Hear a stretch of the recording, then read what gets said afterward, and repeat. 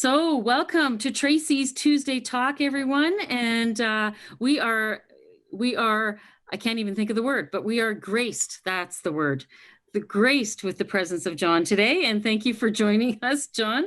John is a retired doctor, and most of you, well, some of you would recognize him from Sunday mornings and at the church. And John has graciously said that he would help me out today to just talk about a little bit of a tough subject, but just to get people encouraged to know that you're not alone. And so the topic today that I wanted to talk about is mental health. And I just want to be honest, we are going through a time, and we've alluded to this before, but we're going through a time that is difficult. And it's difficult for many people, but for many of us who have suffered with mental illness and some mental health concerns, it's extra tough.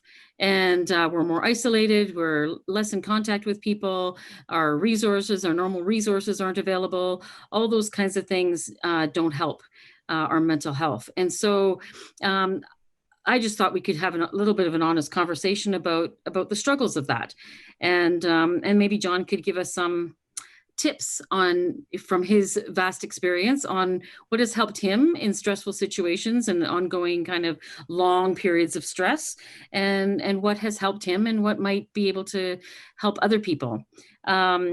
We Somebody sent me this morning or yesterday morning a mental health series that QR770 Radio is doing all this week, every day at 3 o'clock.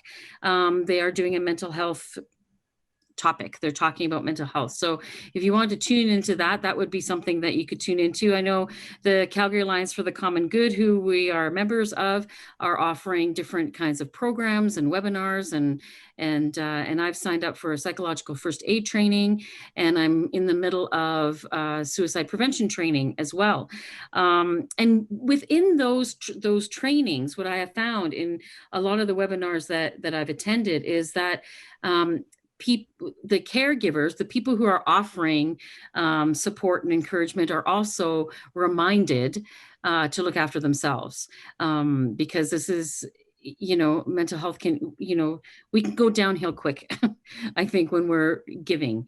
And so for those of you that are looking out for other folks, it's important to look after yourself as well. And so there are still many, many resources that are available in the mental health field for people, even during COVID. And so I don't know if John, I'll just I'll just pass it off to you to see if you have anything to add or to offer some of the listeners about your experience with mental health and how to stay healthy, and some encouragement around that. Well, I think just as a bit of a plug for Bell Media, not to sort of say they're good or bad or whatever, but from my perspective, it's been almost 10 years now that they have been pushing this Bell Talks. And I think that they're a great resource for people to consider. I know not everybody has access to digital technology, but if you do, it's a possibility to consider. Mm-hmm. For that very reason, because they've used quite a few high-profile people, starting with Olympians, and saying, "Look, yes, I might have done well on my bike, and I did this and I did that, but I ran into some issues. You wouldn't have known about it, but I have, and so I'm trying to support other people to feel comfortable to talk about it." If you're on the other side of sort of trying to be supportive to people, I think two areas that are exceedingly important, maybe three, is one, to be a really good listener. Yeah. And in that listening and in your speech, know not to be judgmental. We all have come from different areas, different issues. And so if we're trying to support somebody, we are not always aware totally of their background. Mm-hmm. But the issue is that they're having some trouble from a mental health perspective. So I think we have to be a good listener, mm-hmm. and not judgmental. And just as importantly, depending on the circumstances, more so one-on-one, obviously not open all the time, but I think you have to be transparent yourself as that individual trying to support people about things that you might have run into, just to make it easy for the other person to feel, okay, I can open up. Yeah. Because those of us at the one end that potentially may be providing some suggestions for help, they need to know that we're a human being and that we've had troubles. Yeah. And I think so. It's also important for those of us who are trying to provide some encouragement to recognize that it's okay to say that you're a human and you're not perfect, and I ran into mischief here, and here's how I was helped. Yeah. As an example. But I think the listening part and the non-judgmental is so important in that regard. And it doesn't take much, in our circumstance, if we're just looking at St. Thomas Church, how best do we keep in touch? Whether it's a telephone call, an email, or even an old-fashioned letter, there's an awful lot of seniors that still very much appreciate a handwritten note that says we're thinking of you. Yeah. And phone calls are not hard to, hey, Harriet, how are you doing? I mean, yeah. I know lots of people are getting tired of everything being on digital sometimes. And I just don't want to use my phone anymore. But under the circumstances, I think we have to reach out and make sure the people that we know who may be isolated on their own, or if you see them fairly regularly and notice a change in their facial expressions, their demeanor, feel comfortable to sort of reach out and say, hey, I've noticed this change. We're fairly close. What's happened? So I think people have to feel comfortable also to do that. Is to reach out and acknowledge you're seeing a difference. Is there something I can do to help? Right. Yeah, and we were on coffee chat after service on Sunday, and several people made themselves quite vulnerable with one another, saying, how they have had a history of depression or anxiety or those kinds of things, and people who were suffering from that currently said, boy, that gave me all the comfort in the world, was just knowing, first of all, I'm not alone.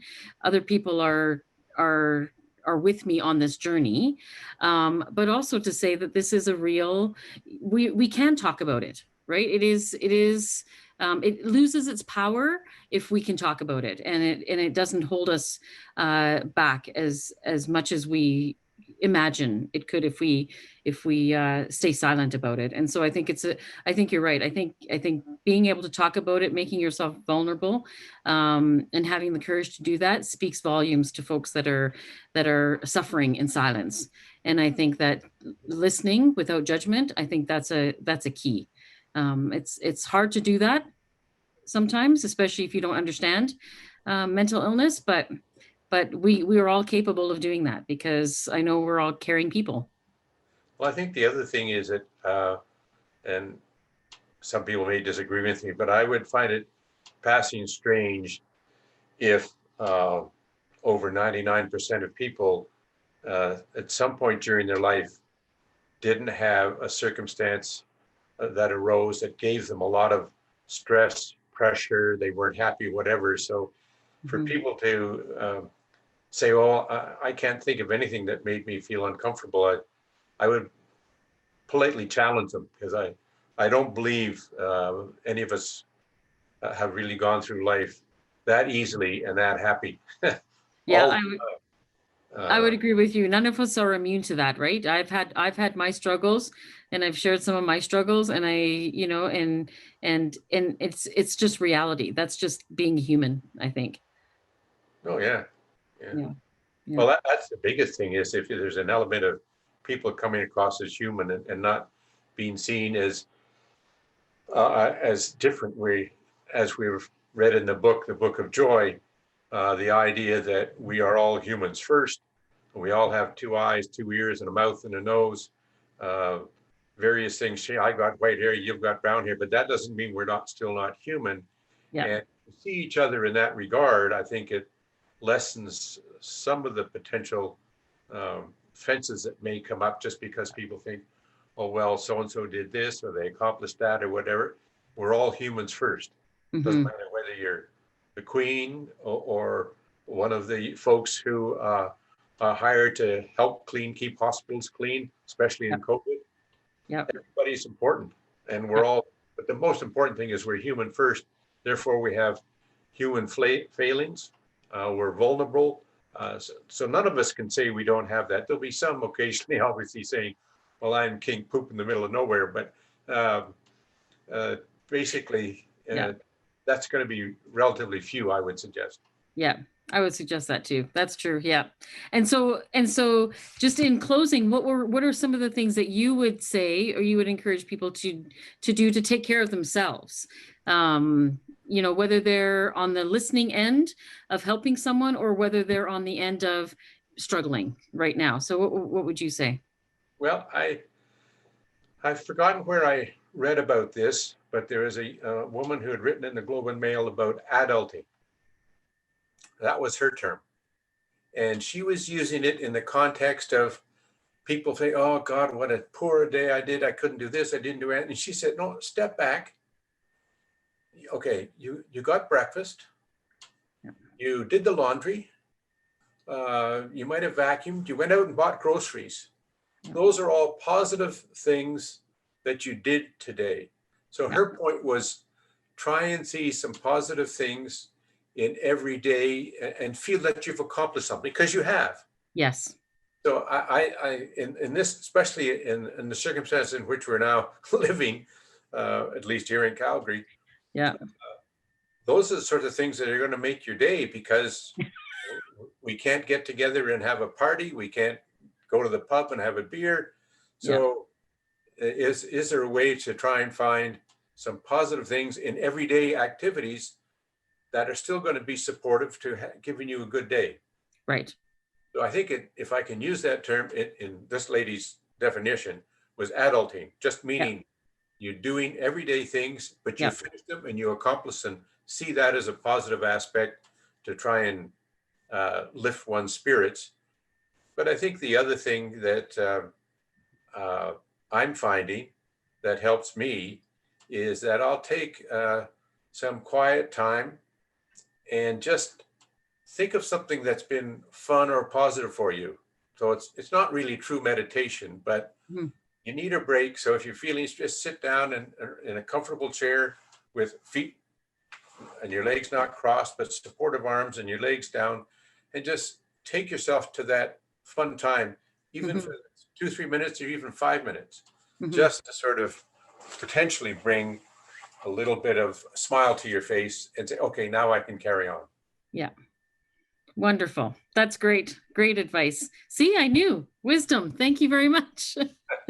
Thank you for joining us, and know that everybody who's listening know that you are cared for, you are loved, and we know that sometimes times are tough, and we know that you can make it. You can do this, and you're not alone. We're with you on the journey. So have a great week, everyone. Thank you, John. I appreciate your time. You're most welcome. My pleasure. Take care, everyone.